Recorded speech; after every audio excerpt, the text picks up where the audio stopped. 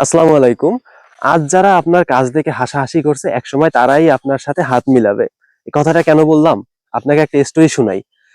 আরিয়ান নামে একটা ছেলে ছিল যে দরিদ্রতার কারণে পড়াশোনার পাশাপাশি গ্যারেজের মেকানিক্যাল বা গ্যারেজের সাপোর্ট মেকানিক্যাল হিসেবে কাজ করত।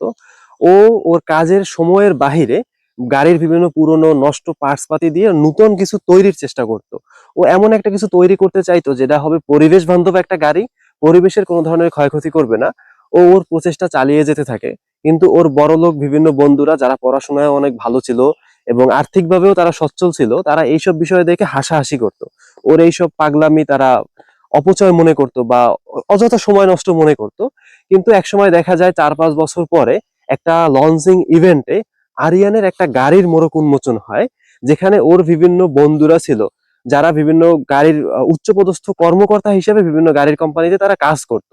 কিন্তু ওই সময় দেখা যায় যে আরিয়ান তার নিজের একটা কোম্পানি নিয়ে, নিজের একটা গাড়ি নিয়ে ওই লঞ্চিং ইভেন্টে উপস্থিত হয়, যেখানে বিভিন্ন বিশ্বের বড় বড় বিভিন্ন ব্যবসায়ীরা ওখানে উপস্থিত ছিল। ওই সময় ওর এক বন্ধু বলে যে আরিয়ান, তুমি ঠিক ছিলে, আমি কি তোমার সাথে কোলাবোরেশন করতে পারি?